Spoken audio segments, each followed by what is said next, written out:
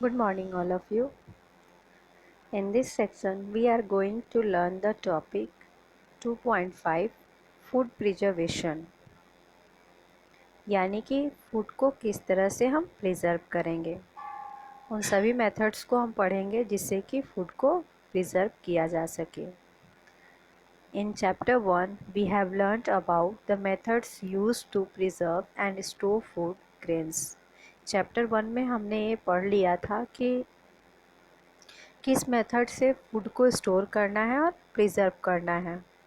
Food grains के बारे में हमने जाना था, उसके प्रिजर्वेशन को और स्टोरिंग कैसे करना है। How do we preserve cooked food at home. हम अपने घर पे कुक्ड फूड को यानी पके हुए भोजन को कैसे प्रिजर्व करते हैं। You know that bread left unused under moist conditions is attacked by the fungus. आप जानते हैं कि जो ब्रेड होता है, अगर हम उसे बिना यूज़ किए ऐसे ही छोड़ देते हैं मॉइस्ट कंडीशन में, तो वहाँ फंगस जो है वो अटैक कर देता है। Microorganisms spoil our food. ये जो माइक्रो ऑर्गेनिज्म होते हैं वो हमारे फूड को स्पॉयल करते हैं। Spoiled food emits bad smell and has a bad taste and changed colour. Spoiled food जो होता है उसके अंदर से बैड स्मेल यानी गंदी तरह का स्मेल आता है और उसका टेस्ट भी ख़राब हो जाता है और उसका कलर भी चेंज हो जाता है। Is spoiling of a food a chemical reaction. क्या जो फूड स्पॉइल होता है वह कोई केमिकल रिएक्शन है। Paheli bought some mangoes but she could not eat them for a few days. Paheli जो होती है वो कुछ मैंगोज़ को ख़रीद के लाती है और लेकिन उसे कुछ दिनों तक वो खा नहीं पाती है। Later she found that they were spoiled. बाद में वो देखती है कि उसके जो सारे आम होते हैं वो स्पॉइल हो चुके होते हैं, पूरी तरह बर्बाद हो गए होते हैं एंड रोटेन, और पूरी तरह गल जाते हैं। But she knows that the mango pickle her grandmother makes does not spoil for a long time.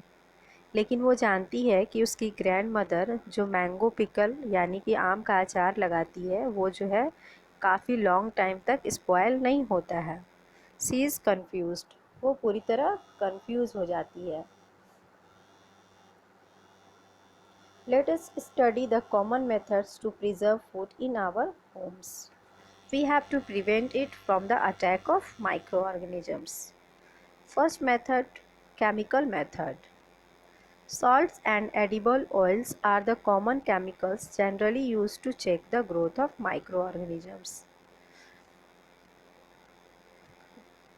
Salt और एडिबल ऑयल्स जो होता है वो कॉमन केमिकल है जिसका कि यूज़ किया जाता है माइक्रो ऑर्गेनिज़म के ग्रोथ को रोकने के लिए। Therefore they are called preservatives. इसलिए इस सॉल्ट और एडिबल ऑयल को हम क्या बोलते हैं, तो उसे प्रिजर्वेटिव्स कहा जाता है। वी ऐड सॉल्ट और acid preservatives to pickles to prevent the attack of microbes. हम क्या करते हैं कि माइक्रोब्स के अटैक से प्रिवेंट करने के लिए पिकल्स में सॉल्ट और एसिड प्रिजर्वेटिव्स को ऐड करते हैं। Sodium benzoate and sodium metabisulphite are common preservatives. ये सोडियम बेंजोएट और सोडियम मेटाबाइसल्फाइड जो है वो कॉमन प्रिजर्वेटिव्स है। These are also used in the jams and sauces to check their spoilage. इनका यूज़ जैम और सॉस में सॉस जो होता है उसके स्पॉयलेज को चेक करने के लिए किया जाता है। प्रिजर्वेशन बाय कॉमन साल्ट, यानी कि जो घर में हम इस्तेमाल करते हैं कॉमन साल्ट, उससे भी हम फूड का प्रिजर्वेशन करते हैं। Common salt has been used to preserve meat and fish for ages. Meat and fish are covered with dry salt to check the growth of bacteria. Salting is also used to preserve amla, raw mangoes and tamarind, etc. इस तरह से common salt का use करके भी mid fish इनको क्या किया जाता है, ड्राई सॉल्ट के साथ कवर करके रख दिया जाता है और इससे बैक्टीरिया के ग्रोथ को चेक किया जाता है। इसलिए सॉल्टिंग भी क्या है, एक प्रिजर्वेशन का अच्छा मेथड है। इसका यूज़ करके कच्चे आम, आंवला, इन सभी चीज़ों को प्रिजर्व किया जाता है। Preservation bye sugar. Jams, jellies and sauces are preserved by sugar. Sugar reduces the moisture content which inhibits the growth of bacteria which spoil food. आप जो जैम, जेली, सॉस ये सभी चीज़ें खाते हैं, इसे शुगर के साथ ऐड करके काफ़ी दिनों के लिए प्रिजर्व किया जा सकता है और यहाँ पे बैक्टीरिया का जो ग्रोथ है वो फूड को स्पॉइल करता है, उसे रोकने में ये शुगर जो है मददगार होता है। शुगर जो होता है वो मॉइस्चर को नहीं आने देता है, जिससे कि हमारा फूड जो है वो प्रिजर्व रहता है। हमारा जो जैम, जेली और सॉसेज जो हम यूज़ करते हैं वो सभी सुरक्षित रहता है। Preservation by oil and vinegar. Use of oil and vinegar prevents spoilage of pickles because bacteria cannot live in such an environment.